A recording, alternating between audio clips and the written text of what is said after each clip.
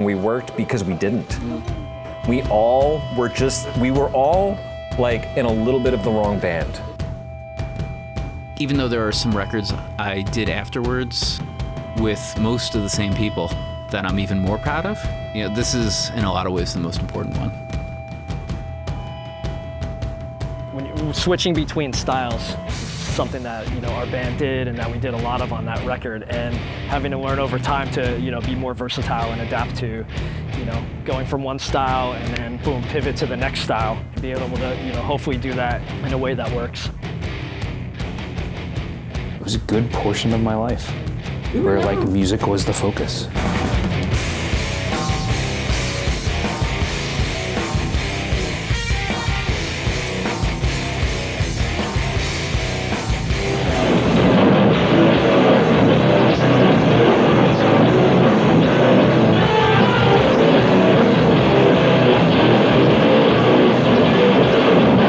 So that was stupid. Yeah, we were dummies. Yeah. But the record was cool. The record was cool. Music was cool. Yeah, I'm excited to hear you on the remix. Yeah, when I heard those, it was I was listening to it in my studio, and I'm like, wow, there's fucking bass on this recording. It sounds pretty good. I listened to the whole thing. I remember just sitting there drinking beer, listening to the whole record, and really taking a trip back. And you know, you've been doing the text message thread and spearheading that and informing everybody, which thank you for that. It was weird having a Postman Syndrome text message. Yeah, totally. 2022. It really was. Yeah. It took me back, man. I did spend time listening to the entire record and thought about really everything kind of came back. I'm sure there'll be something embarrassing in there, like how we formed the band at an Everclear concert. Because the girl you were dating at the time really liked Everclear. Yes, that's why, yes. So yeah, my band had just broken up with Matt Lupo and Mike Summers, and then you were still in a band with Brett, right? Yes. Yeah. But we were just like, yo, we could do something better than this. Yeah, well, definitely that was. It started with, kind of shitting on bands as young musicians who were only a couple years into playing or want to do. You were still 14. Yeah. But then, and I don't think it was even a plan to form a band. It was a plan to at least play together, I think. And like, we were just throwing out like, Mike, I'd seen, already seen you guys play. Mike was like the standout of like, I can't believe I see a person that like I have an opportunity to like see and talk to and play who's around who's playing like this. I mean, I think that was part of the motivation was I was like, my band just broke up and the drummer's real good. I gotta keep doing a band with this guy.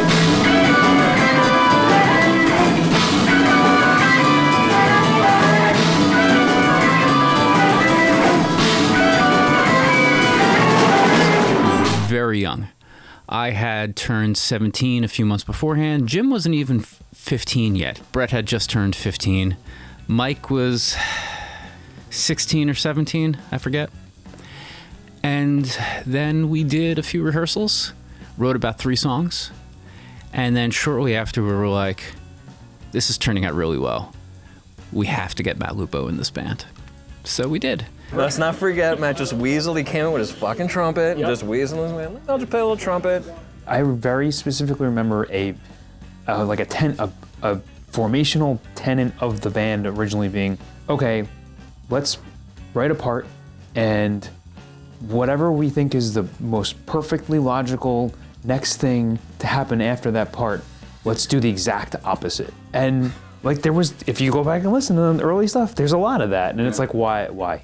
And then I think we've really pretty naturally like kind of moved away from that into like, no, let's put, it doesn't have to be the thing that anyone else would make the next thing in this song, but let's make something that makes sense.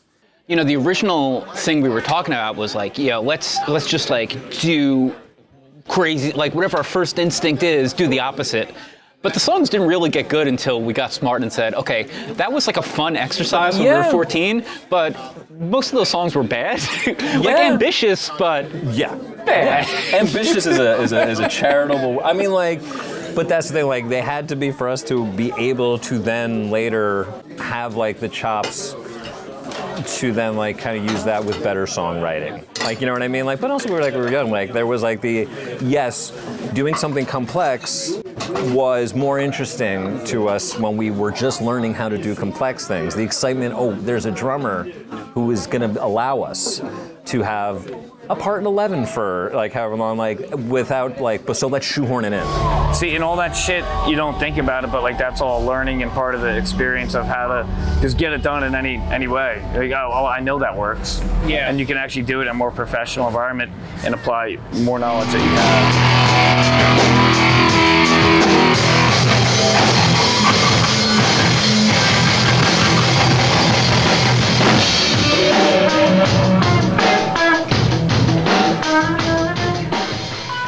Lonely to me was like, I feel like that was the most cohesive song on that record. Really? Yeah. It just felt like anywhere in the song, you feel like you're in that same song. It's all somewhat related, but it goes places. It's kind of like adventurous. So this could be, maybe you're gonna pull up some theory thing as to why this is actually the case, but compared to interpretive decorating and even Unfamiliar Ceiling, I guess you could argue Unfamiliar Ceiling's like, okay, so has like a verse chorus and then the rest. I'm not even talking verse chorus. I just feel like it's actually, to me, it's an example of like, you don't need to do verse chorus to write a song. I think what might jump out about that song for him is that might have been when we got good at that was a composed like opening to that song. People like responded to that dun, dun, dun, dun, dun, and then like that the beginning of that song having like the the acoustic and like it seemed more compositional. Yeah, we started with that song, and then you were like, yo, that was awesome, let's move on to the next song. And you're like, guys, that was my warm-up take. And we were like, no, go, you're done. And I think there's still some timing hit where you're like, that bothers the shit out of me because we didn't do another take of it. Yeah, it was just one take. You guys were like, all right, we're done, let's move on. And yeah, definitely like from a drummer standpoint, I knew there were things that, if we had a second take or third take that I wanted to try and do better. And I think he's still upset about that. I don't blame him. He could have done it better. I do remember coming in with the cymbal chokes during the one part. Oh yeah. Kind of I forgot about the cymbal chokes. Yeah, and then same thing too. You guys were like, man, that's stupid, and somehow it stuck, or somehow you guys let me keep it. Like you had some mercy. And, I feel like that one made it to tape. I feel like half of the stuff that was good started out by someone going, that is so stupid. That really sucks. We were really good at getting in the room together and making music and creating music, but we didn't know anything about art direction, anything about engineering, a little bit about recording, tiny bit, and you did. I mean, shit, I didn't even own a computer I didn't own a cell phone until like 2008 or something stupid.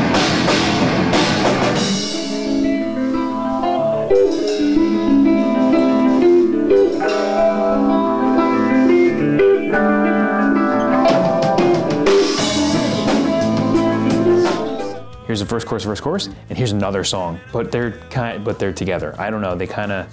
I feel like we could have been more, thematic in how we moved into that second half. Not that I dislike it. I still think it's awesome, but it just doesn't feel like.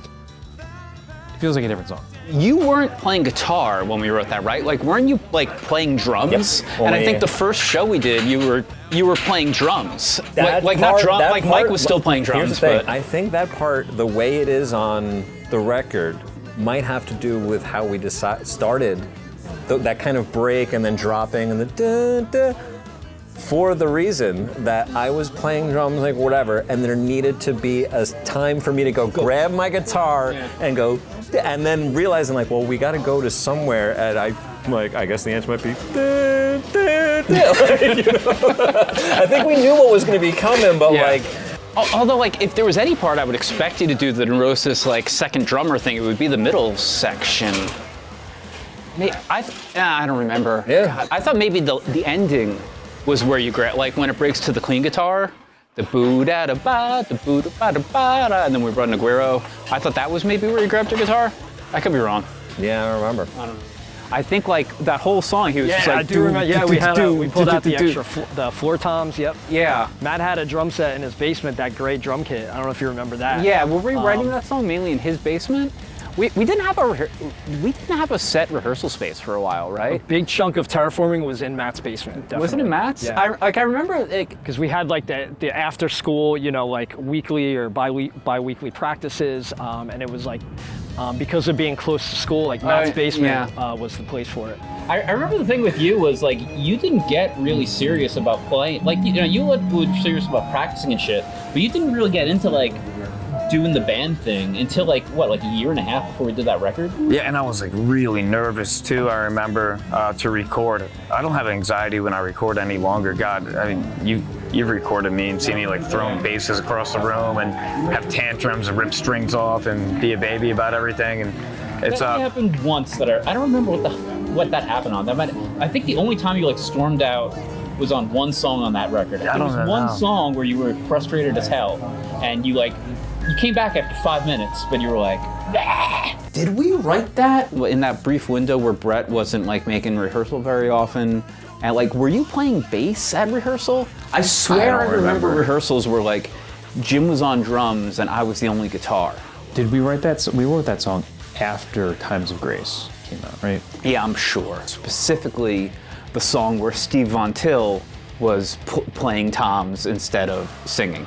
It has toms, it has a guitar chord progression that's similar to that. Like, that song really bites on Neurosis. I went through many iterations with that song. I didn't play guitar, played drums, then play guitar, and then had to play like Matt's guitar when Matt left and play that. I remember being like, can you play this and sing it? I'm like, well, I guess I'm gonna have to figure out how. Yeah, I'm trying to remember how that one came together. Well, I remember how the first part Yeah, so the first part was you were in college, and then you were just writing it, and you had like a friend of ours. I did not even have a guitar in my hands. It was Jesse Oliveri. He was a schooled classical guitarist, great guitarist, and I think we were just drinking one night, and he was like, let's write something. And I'm like, okay, but I'm not gonna play anything.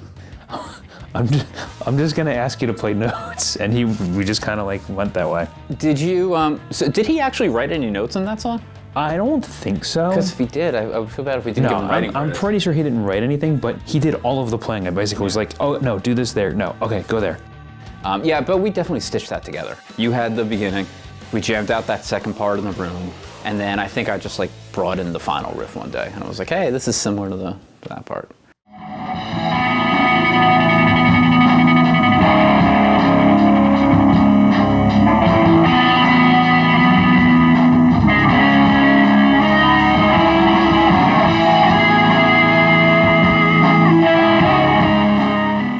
I remember Interpretive decorating, Jim brought in that first main riff and we were like, dude, that riff is dumb.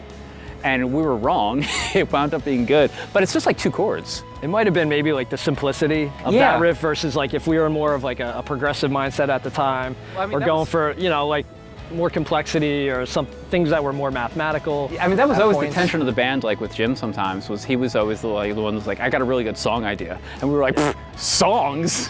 You got some pushback when you brought in the riffs for Interpretive, because you were like, hey, I've got this chord progression, and we were like, that's not hard. And you were like, no, guys, songs. We're a prog band. Real songs, what are you talking about? I think it took him a while to convince. I think he actually had to like sing the vocal for us to be like, okay, this fits. I see where you're going with it. But then you threw like a 5/4 polyrhythm over it, so it's fine. Well, I couldn't let things just get away with being just a regular song. Jim always had an incredible sensibility for songwriting. I gotta admit, there was a bit of me that maybe had to step in a little more comfortably, because I was very intimidated. Do you know the only reason we became a prog band for 2 reasons only? One, money and power. Yes. One, the fact that we had Mike Summers. Yeah. And 2, that I didn't know that the riff that I had first started in was in 10/8. I had no idea. Buoyant is God. When I started playing that, was the first time I had ever heard someone say something about odd time. I had no idea what you were talking about. And Mike being like, wait, what's that? And counting.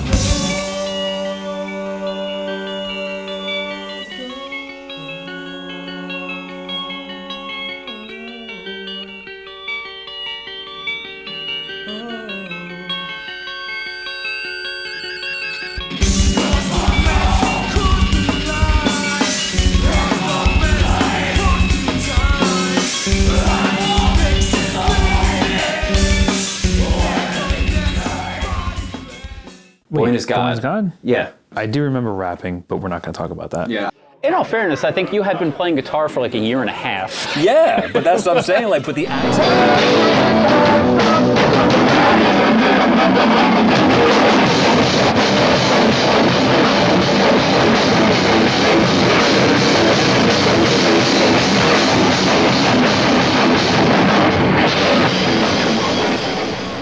The other mistake, besides the snare being too ambient and the bass being too low, was that one of the guitars on Schizorabbit was too quiet. Oh, you know what? It wasn't one guitar, it was 2 out of the 3 were too quiet. So yeah, we really screwed up there. And we fixed that in mastering. We sent the unmastered mixes to Alan at West Side. So Chris Badami bounced a stereo waveform of, I think it was Jim and Matt's guitars that were too quiet, sent it to Alan and said, hey, can you sync this up?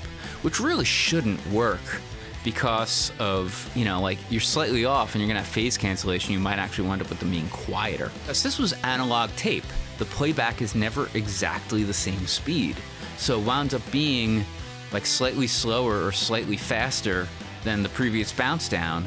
So what Alan had to do was, you know, line it up in Pro Tools or whatever DAW he was working in, and every 7 seconds, hey, 7 seconds. Every 7 seconds, I want to say Kevin Seconds now, Jesus. Every 7 seconds, Alan had to realign that guitar track back to be synced up again for this entire almost 8-minute song.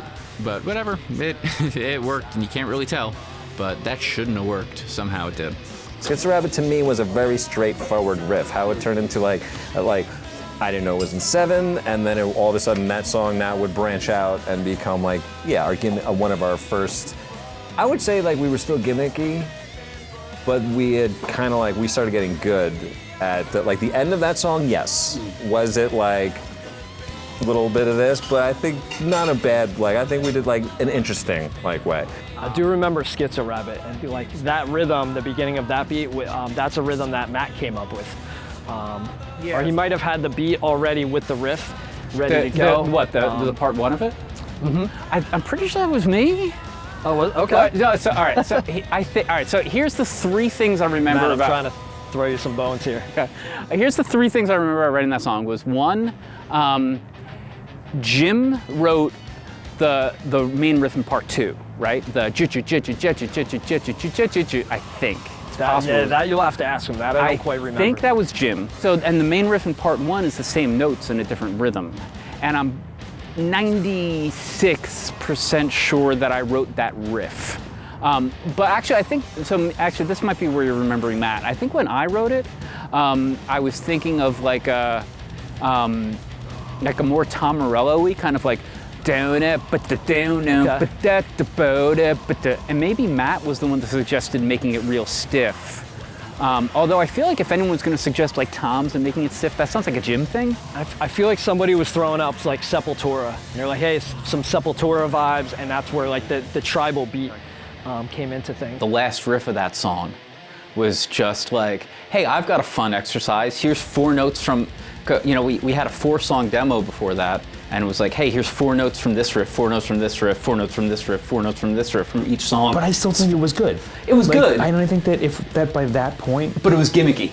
It was gimmicky, but I think that by that point we had figured out like, okay, we'll try it, and if it's stupid, we're not going to do it. And I think it's a really good part. Like, yeah. Yeah, and it's just like eighth notes the whole time That's too. it. Yeah. And honestly, it's just a I random think each collection. 3 of us was like, we got to pick like, all right. It's like an AI wrote it. And then the next one was like, well, then we're gonna go better. Like, well, then I want to go better, and that's how. Yeah. And then the only other thing I remember about that song was the only time, to my knowledge, that anyone had to come in and play someone else's guitar parts was Beards. Played me, him, and Jim, all 3 of our guitars on the trem pick, ripping for the grindcore. Because like the speed picking. Okay. Beards did that for all of us. Man, that stuff wasn't too difficult to play. I'm like, man, I could play that easy now. Yeah. But at the time, it was just overwhelming. And also maybe I was self-conscious about not being so serious with the band up until pretty late in the game. I remember I had a conversation with Beckerman, from Now or Never Records, and this is right when we were signing the deal.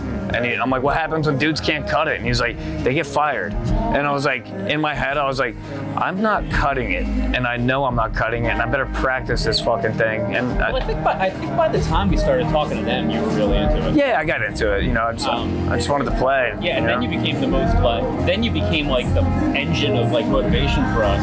It was weird because you went from like the person who was like more about like skating, and then like by the time we signed with that label, I always thought of you as like the driving engine of motivation of the band. Weird. Thanks. I mean, I thought you were actually.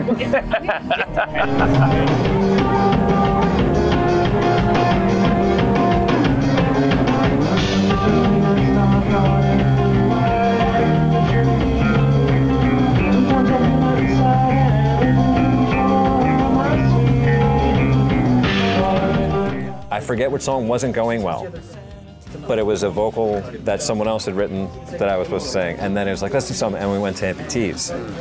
And then you guys said, like, out there, you turned, he was like, oh, he's much more comfortable if he writes I remember them. now. So yeah, it was Lonely in Your Arms. It was Lonely in Your Arms. Yeah, so it was the, oh, you scared to look at. Yeah, and then you went, well, he also said like, oh, I really like his voice in this register. Yeah. Was the other thing he said. That. Well, it was something along those lines. And it's here's the reason why the vocals are loud on Interpretive Decorating. You guys told me that he actually asked, he's like, can we please put it higher in the mix? Yeah. Like, because we were very big on not having, like, being too much of a vocal, compressed up front band. That's and like a phase that everyone goes through. Yeah, and it was him that was like, for this one, like, can we, this nice, Well, also, like, your voice had to be louder above all that reverb. Yeah. Was there reverb on that? Yeah, there was a little bit of reverb on that. I think the first one we wrote once we had that house together at school was Amputees. And that song has the honor of being the one song where Matt Beckerman gave us a good musical suggestion. I don't know why I remember this, but the initial chord progression at the very beginning of the song, when it's just me and you, the fourth chord was more dissonant. And Matt Beckerman was like, hey, that one dissonant note, change it. It was the recording of Terraforming, actually, that, like, one-upped us to take things seriously that led to like some of like the later compositions. So I remember that's when we first decided to sit down. So it was the first time, and we had been playing for years. It was like the first time we like really sat down like, hey, let's actually make sure that even if it's like atonal, it's what we are intending. Yeah. Like that someone's not accidentally doing something like that doesn't technically work because we're always doing it with 3 7-string guitars and a bass and drums going. Like it was the first time like, hey, let's play these, how's it sound, practice, get it good. So that I think helped us like dissect the song. You know what I mean? We got together 2 or 3 days a week for like 2 or 3 hours a day. Yeah. Which was way more than I do with any of my projects now. Yeah. I mean, I know your situation is weird because you're like remote with your band members. Yeah. I can't imagine doing like, I would love to if I had the free time, but 3 hours a day, 2 or 3 days a week. There's no way. Yeah. I mean, I'm late on recording projects that I promised to do because I just don't even have time to do it without any practice. Yeah. I think Jim and I were in a competition for whose amp sounded worse. I mean, they were both like adequate, but Jim had that like PV tube something or other. Ultra. Yeah, PV Ultra 120? Yeah, something like that. It glowed red. Yeah. He was really into the clean channel because it was like super clean for a tube amp, but the distortion was like, fine. Yeah, and I had that, for some reason, I bought that JCM 600, which was like a 50-watt mediocre. It was like the worst amp you could buy that was a Marshall that was still tubes. And I was like, instead of selling it and getting a better amp, I was like, why don't I mod a third channel into it for another like $400 or something. It was a bad decision. And then I think I had a little toggle switch. And then I had a Marshall cab that I thought was a 412 until I opened it up one day and realized it had 2 15-inch speakers.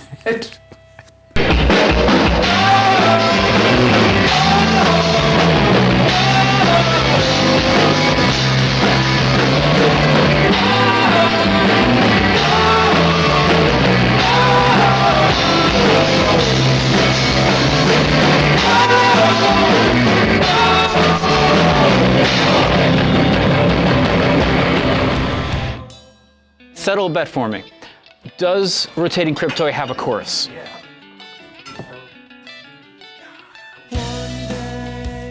Sure. Okay. Yeah, I'd say sure. And if it does, which part is it? It does have a chorus. Here's a Zen riddle for you. If a song has one chorus, is it a chorus? It has 2 choruses. What are the lyrics of the chorus? like, Okay, 'cause before you shall go old. Yeah, like, I was. you know, let me rephrase that. For us, yes. Yeah, okay. For the Postman Syndrome having a chorus, that's basically as close, I think, as we got. Yeah, besides Hedgehog Part 1. But Right, yeah. Well, actually, Unfamiliar Ceiling, I guess, technically. Even those like that, like Oh, No. oh, no. oh. Little boy, you must grow old. I Yeah, don't- what is it? Yeah, that part happens once. No, it's. anytime we repeated something, I don't know if it was ever exactly the same. Yeah, it always had at least Like one. technically, all right, is would you consider Fruitless and Finish if I lose my head? Yeah. Is that a chorus? I don't know. Yes, That's a definite chorus. that's a definite chorus. So, because the thing about I see. The reading, I think we're thinking that sounds like a chorus because I think that just sounds more like a chorus. no, Because but it's like a good set line. the difference is we play it almost identically, and you repeat the same. The real problem with Crib Toy having Toy a is chorus, different. you don't repeat the same lyrics, True. and it's not even in the same time signature. Yeah, it's the same. No, it's the same vocal No, like line. the lyrics are completely. Yeah, when it comes back, it's like I forget what they are, but the lyrics are completely different. I think that is a perfect example of like, we did some good innovation. Because I don't think it, yeah, is it technically the same thing? No, but I think it's recognizable as this, like, this is the line that he just sang. It's a little bit different and he's singing some different words, but like, it's accomplishing the same thing and it's evolved. I would maybe argue that the chorus is whoa, whoa, whoa, whoa, whoa, whoa, whoa. I'll give you that. That's a Like that, chorus. like if someone were to say, "What's that song?" What's the song that goes, "Whoa, whoa"? That's what I was. That was gonna be like why I paused. I was Yeah. like, am I gonna picture that? You know, we did the millennial whoop before, like. It's so weird. But like, I think that's how we were able to write a bunch of stuff without like, because like now I'll write something, record it, and then it's like, shit, I got rehearsal this week. Let me relearn, like, let me solo my instrument in Pro Tools, relearn what I wrote 5 days ago because I don't remember what I wrote 5 days ago. And like, but then we just had like a shitty cassette 4-track room recording. You have to remember your parts. For you kids at home, we're old, and we would have one cassette deck at the rehearsal studio, and then make 5 copies of it on high-speed dubbing after rehearsal. Yeah, we did do that. Holy shit. And like, I don't know how the hell any of us would pick out what we did. Yeah, so it was only because we had rehearsal in another 2 days. Yeah, we were young, our brains worked better, you know. No, you had to remember your parts. That was part of the deal. But it was helpful that we just jammed so much. You also, you were the far away one because you were 40 minutes away in Rutgers. Oh yeah. Yeah, the rest of us Lived together. House because 4 of us went to the same college in Trenton. The House, I do remember writing some of those songs. Yeah. And that's where Rotating Crib Toy. Yeah, well, Crib Toy was the Remember that last coming one in? we wrote because originally we had ditched. I think we already decided we weren't going to record Plus One, which was just another song we wrote around that time. And I think we were talking about like doing like a video game cover or something. And then Matt Beckerman, who owned the label, was like, "You guys need to give me a hit single." Yeah. So So we like, I wrote- need a radio song here, guys. But I think it was on the heels though. I think you guys had played like a Final Fantasy marathon. Yeah. You might have even been watching. Like, it was like the Dream Theater DVD. Yeah, and stuff no. like that. So there was a lot of colorful melodies, and then on the heels of that, or soon after, It was it's like definitely- you had the riffs for Rotating Crib Toy came out, and I loved them. I thought they were really It cool. was definitely after. It sucks too because like I hate saying Dream Theater's an influence on anything because I'm not a big fan of the band. But I definitely, for some reason, watched the Dream Theater DVD and then got some kind of musical idea. And I think Scenes from New York. Yeah, It was like the live video Yep, of- the live video of Scenes from a Memory. from memory, yeah. And I think I wrote the first riff, which was the doo-doo-da-doo-doo-da-doo-doo-ba-da, like that clean riff that it drops down to me. And then Matt wrote a bunch of the other riffs. I think it was mainly, that was like the most self-written song on the record, I think. I think most of the structure of that was me and Matt like in my dorm room. The biggest problem with the mix was that there was almost no bass. The bass got really new-steaded. And that was mainly because usually when you mix a record, you start with the song that's kind of like the most like meat and potatoes, quintessential, like the core sound of the record. And we did not do that. the guy who owned the label at the time, wanted to have the hit single Rotating Crib Toy first, because he was having some like meeting with some whoever, and he said like, hey, give me a good mix of this song day one, because I'm gonna bring it to this place. And obviously you see how rich and famous we all got from this, so it worked out.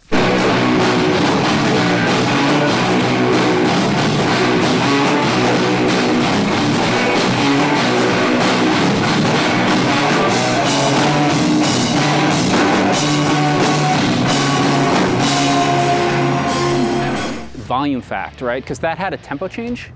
Right before it's like boom, boom, ba, boom, boom, because the part before that was at one tempo.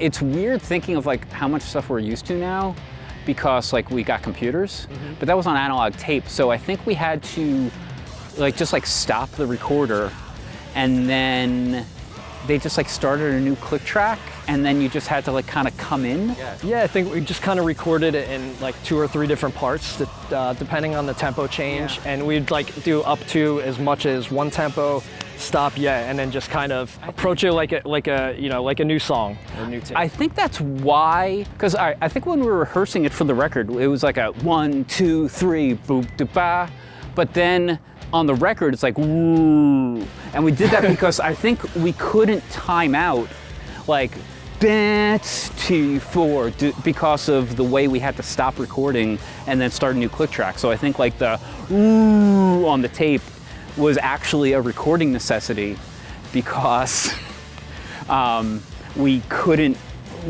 like work out the click track then. I guess we could have just not recorded to a click track or something. So Scott Evans, when he had to remix this record now, and I had the whole thing transferred to Pro Tools, now we're in digital, so we wanted to make pretty much everything as authentic as possible, besides the 1 or 2 little things with George Lucas. So I actually have no idea how Scott recreated that. I don't know if he just like programmed a variable time expansion thing with a pitch shift built into it to give you that Doppler effect or whatever. Or, Scott, one of these days I'll ask you how you did that. Have you ever recorded the tape since then? Yeah. Was Farmer's Almanac on tape? I have my 4-track right over there. Now that I think about it, do you remember looking on the floor and be like that? And I think it was him the first to say, like, because he had to cut some tape. He's like, that's a lot of money out of your budget sitting on the floor right there. And then when you get into the studio, or when we got into the studio, it was like, oh, we need to play to a click. And so now parts that there might be some tempo deviations, and you're used to speeding up a little here, slowing down there. Now all of a sudden you have to be, precise with that click. And I know as a drummer, especially back then, that was a challenge for me, and something that just takes practice. But I know it's something that we did during the recording is you guys were. Everybody was really adamant that we keep everything to a click track. Yeah, I don't know why. Specific tempos where we could. I don't know who. I hope I wasn't the one that insisted on that, because nowadays I'm always like I'm like if anything, clicks are good for convenience digitally, because like you can go between takes easily. But that was on analog tape, so it doesn't matter. Hopefully I wasn't the one that made that decision. We didn't stop having gimmicks. Volume fact was a gimmick. We had a rule where no repeat of that song could be, like, nothing could repeat. Yeah, you're right, okay. Yeah, and I remember working that out at Red Bag rehearsal. And then eventually we started cheating. We're like, oh, if we hit like a B flat instead of a B, that counts, right? And we're like, yeah, because the song's like 8 minutes long. It's different. Actually, I love playing the end of that song. Yeah, that was fun. Especially when with the break.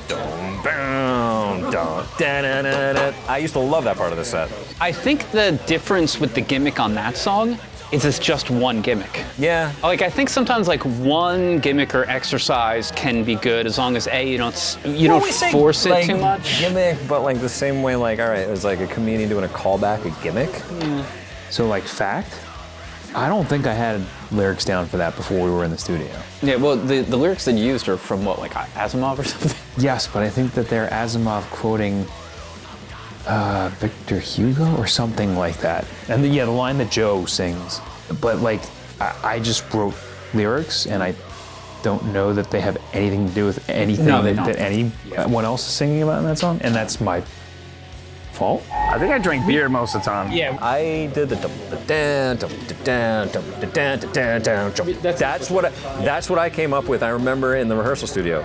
I do think I remember coming like to a rehearsal or something, and you and Matt showing me already this long chord progression that was the beginning the intro was like a weird demo I had at home.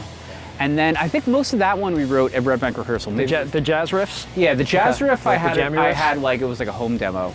And then we need some jazz on this record. Yeah, we need to kind of jazz try odyssey. to hit each genre here. Let's see what we can get away with.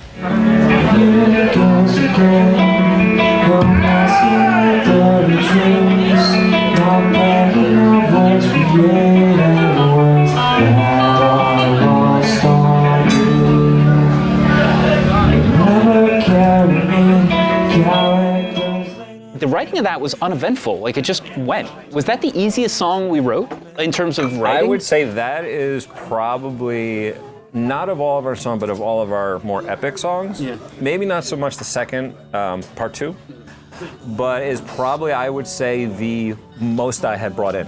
Yeah. I remember writing it. Yeah. I remember writing it at my house on the steps outside, and I had the full opening. I had so I had the. I think you wrote pretty much everything in part 1 except Matt came in with the packages waiting. Yeah. Thing, right? I guess Hedgehog is really cohesive. Even that's 2 songs, but it's a thing. Yeah. And well, I guess even Hedgehog, you could argue, if it weren't for the fact that I reused the It Echoes from part 1 and part 2, you could say that part 2 isn't that connected to part 1. Part 2 was at, I'm almost positive that was at Red Bank Rehearsal, and that was mainly me, you, and Jim. Like I think Jim started playing just like those 3 chords, and then you came with Part 2 of Hedgehog? Yeah, okay. Yeah, I think, and yeah, Jim like just started playing the chords, and then you came with the doop doop doop doop doop doop, right, and then right. we were working out the da da ba da ba. Yeah. And that was more like kind of collaborative of, like I think Matt actually had a lot more in, at least even if like one of us did the chord progression, like the tone. That's interesting because I remember actually that part 2 was him not being super involved in it. Yeah, for some, I could be wrong. Me too. He might have actually not even been there when we were jamming out the ba-do-do-do-ba, but I could be remembering that wrong. I don't know. But it might have had a good compositional thing just by not that I wrote anything great compositionally, but there is something when it's composed by a person.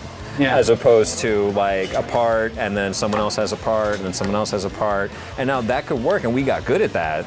But at that time, like I think that's why like maybe that one was more compositional because we hadn't yet kind of fit our pieces together yet, and I had come in like, hey, I've got a lot. Yeah, I think actually a lot of the crowd favorites had that kind of thing because Unfamiliar was kind of the same thing except it was Matt had the whole like part 1 of it. Oh God, did I send you the link of the video from I think it was Rutgers' show?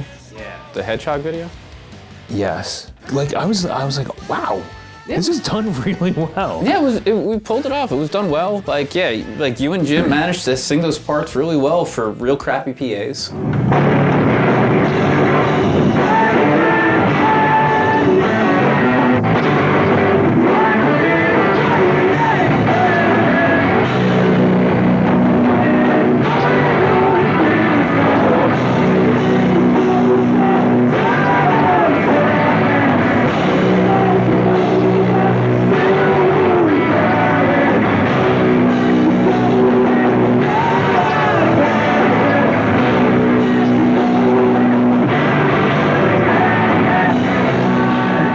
Changed that maybe we also just got better, but like that was when we actually did start to finally get accepted by some of that crowd a little bit more. It's not like we were playing hardcore shows left and right, but I feel like finally we broke into the Rutgers house show scene a little bit.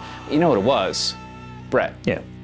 Like when Brett crossed the threshold and went from talented musician who enjoyed playing with the band enough to being really into playing with the band.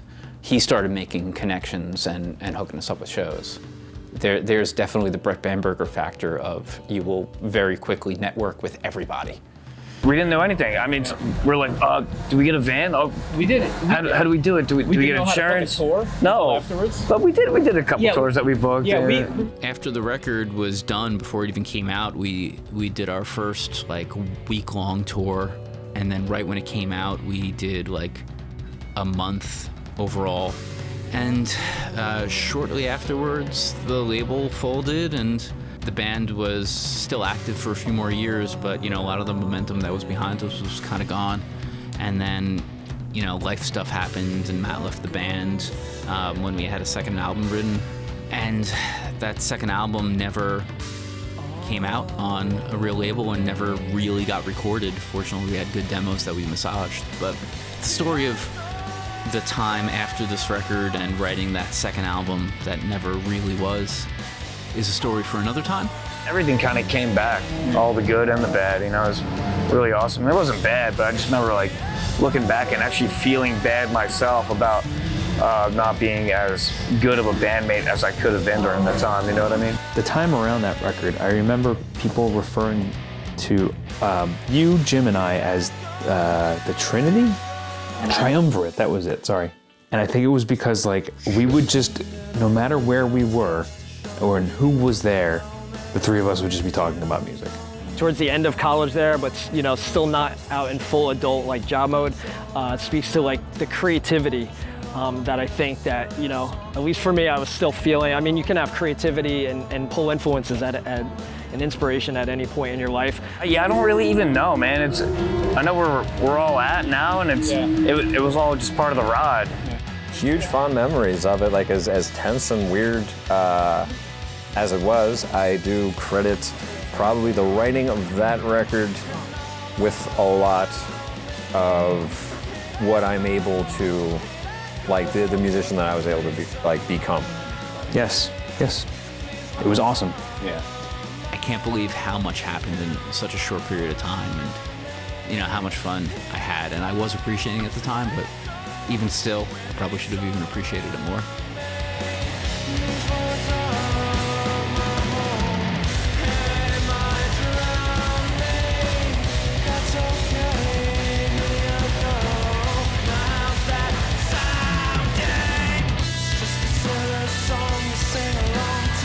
It's just a silly song to sing about you. It's just a silly